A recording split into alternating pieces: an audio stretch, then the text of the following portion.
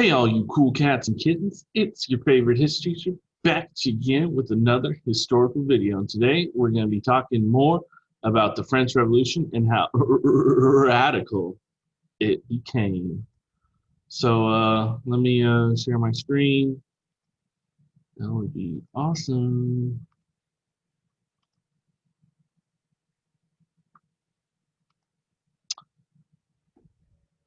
So, Radical Days of the Revolution, Chapter 3, Section 3. We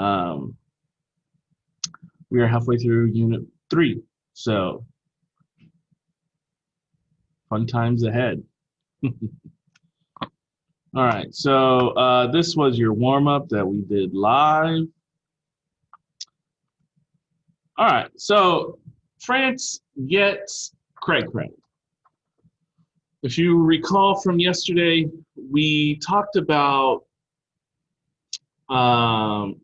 France and going to war with Prussia and Austria and later England with them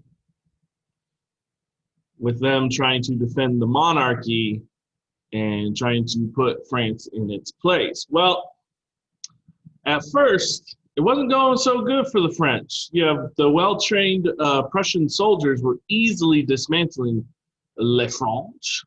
Some of the French officers are going to desert, and they're going to leave and join the émigrés who fled France.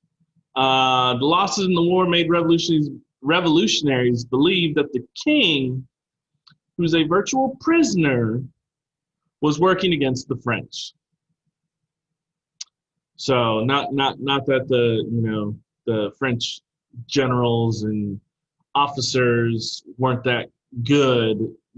It was the king's fault. So August 10th, 1792, revolutionaries charged the Tuileries Palace and slaughtered the king's guards. However, the royal family escaped to the Legislative Assembly, thinking that the Legislative Assembly will protect the king. A month later, citizens are going to attack prisons that held nobles and priests. 12,000 of these prisoners will die, and this is known in French history as the September Massacres. So, more than 5 people.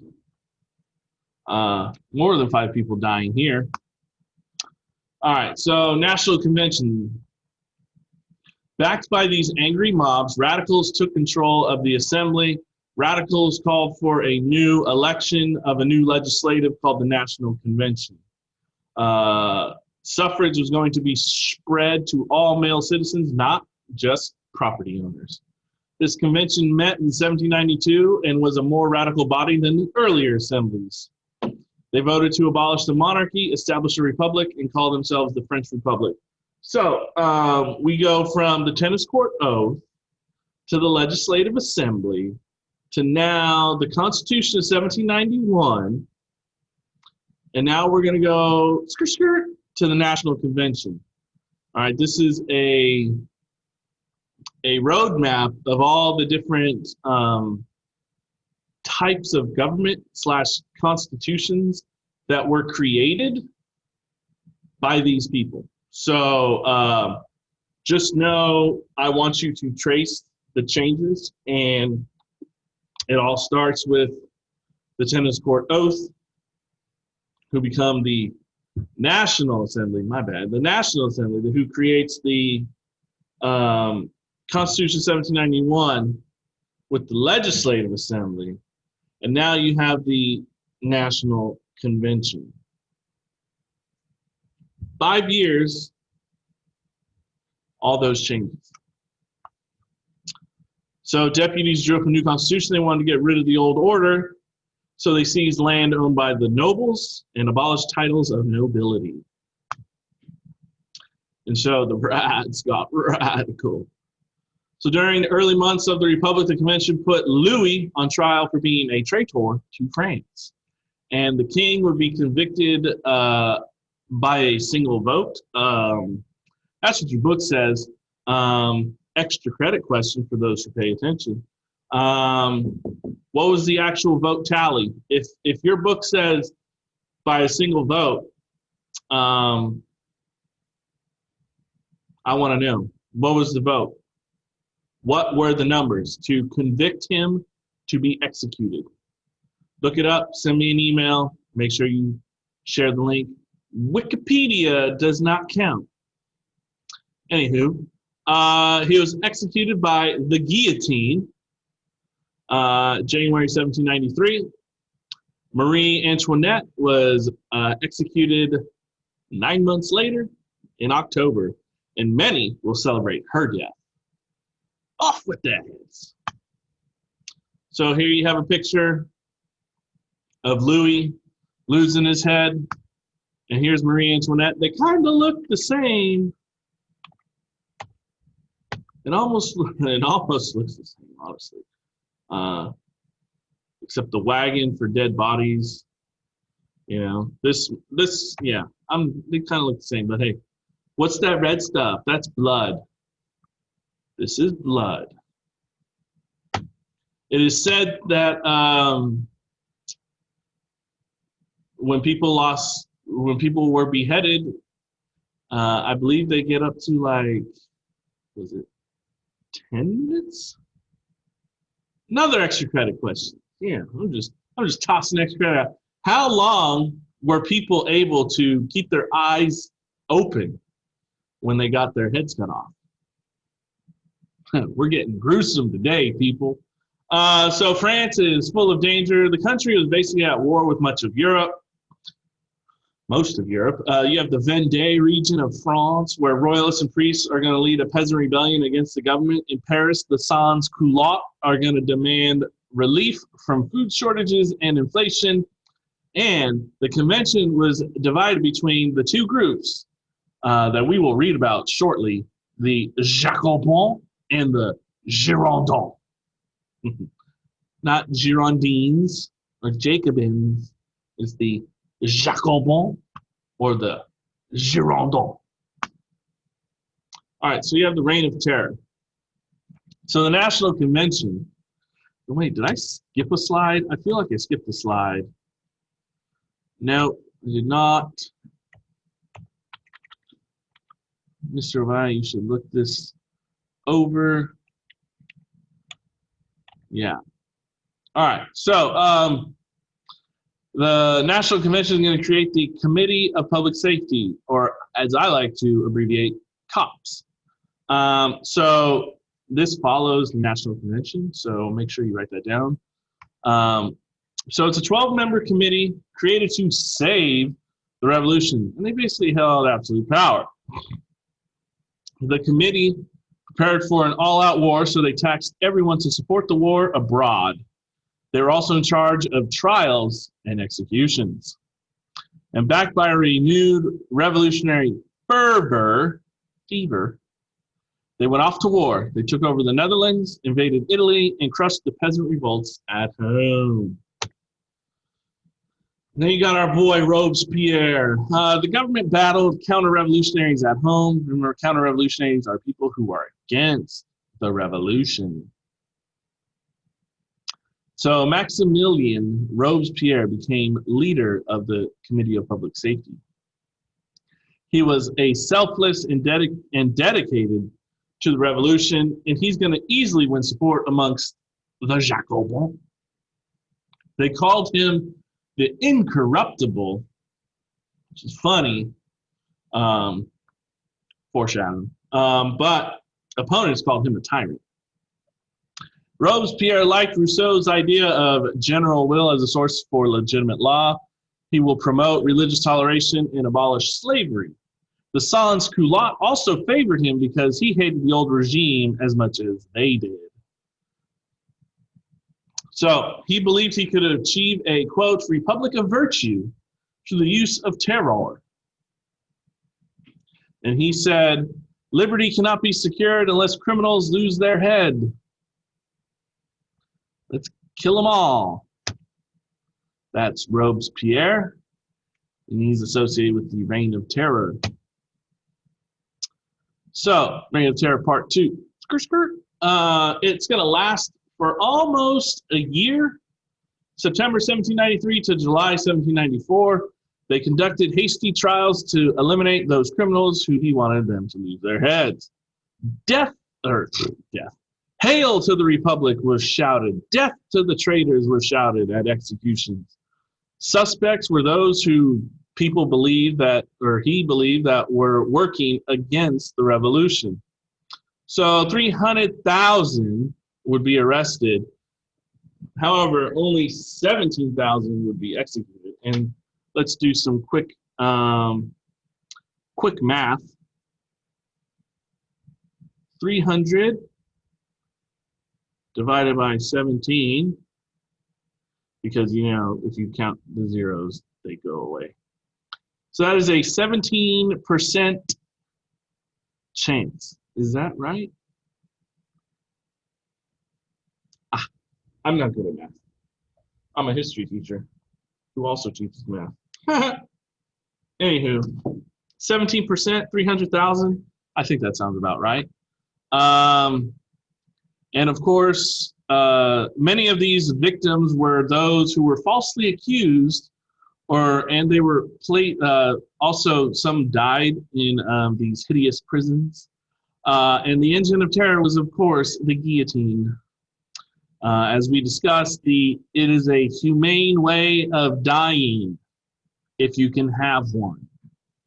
And it's going to quickly represent horror. Terror and horror. So here's a claymation representation of the guillotine. Okay, it's weighted at the top. You pull the rope, it cuts your head off. All right, so this terror backfires. The use of terror consumed everyone.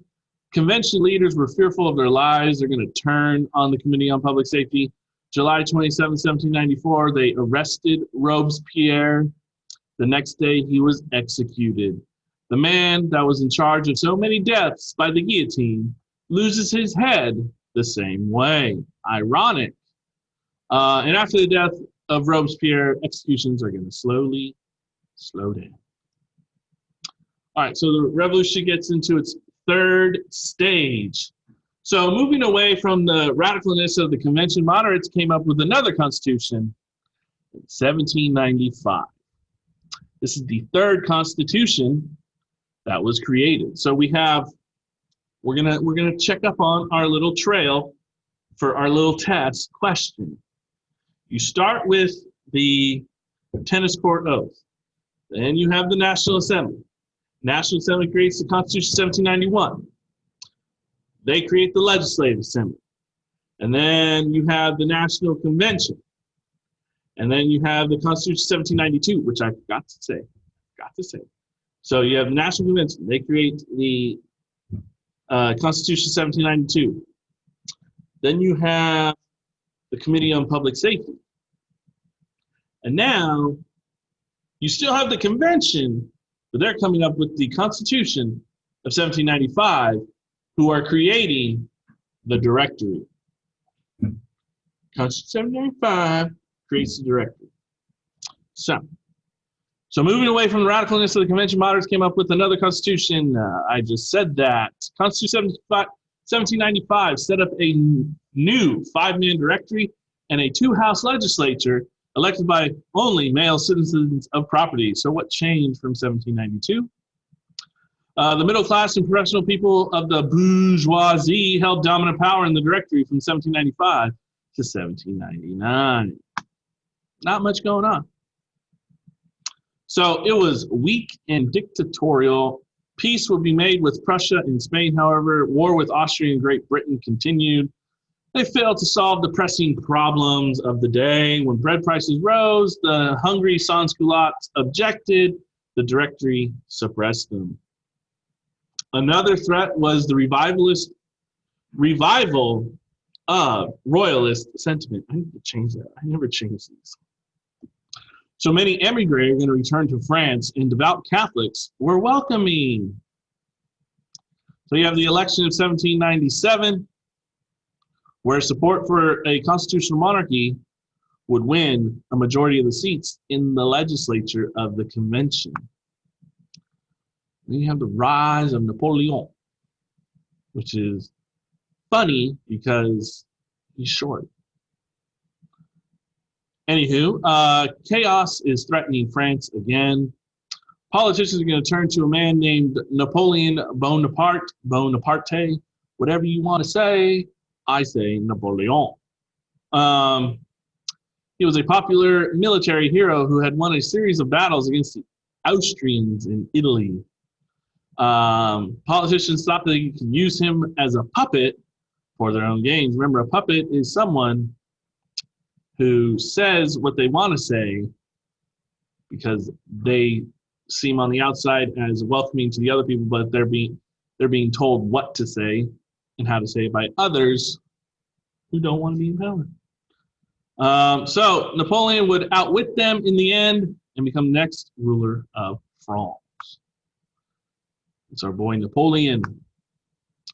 I see some changes. So by 1799, 10 years after the storming of the Bastille, the French Revolution has changed many times. But what was the result after these 10 years? They dislodged the social order discrepancies. They overthrew the monarchy and cut off their heads. And they brought the corrupt church under state control. The new symbols of the revolution included the red liberty caps and, of course, the tricolor confirmed liberty and equality of all male citizens. The elaborate fashions and powdered wigs gave way to simple clothes and normal haircuts that mimicked the sans culottes. So when there's war, there's nationalism. We have yet to talk about nationalism, but we're going to talk about it right now. What is nationalism? Nationalism is the love people have for their country, love for one's country, or the spirit they have for their country. So they love it. So revolution and war were two sources of nationalism that spread in France. Government officials will call on the sons and daughters of the revolution to defend the nation. You have a song called La Marseillaise, where troops will march to the song that urged the children of the fatherland to march against the bloody banner of tyranny. And this song would later become the French national anthem. And there's the YouTube video of the song La Marseillaise. If you want to listen to it, well, we might listen to it in class today, just because it's an awesome song. And if you look at the lyrics, they're pretty BA, if you know what I'm saying. And hey, there we go. We are done. That was a short little lecture. You didn't really have to take that many notes. But yeah, so we kind of talked about you are tracing the differences in the styles of governments that have happened throughout the French Revolution. And I think we talked about 8, 9, maybe. So it's changed a lot. France was under a lot of turmoil, and they're still at war with people. Fascinating stuff. All right, so your homework now is to do page 126, 3 through 6. There's an extra question. So 3 through 6, and yeah, hope you guys enjoyed. Leave a like, subscribe, you know what to do, and as always, stay safe and wash your hands.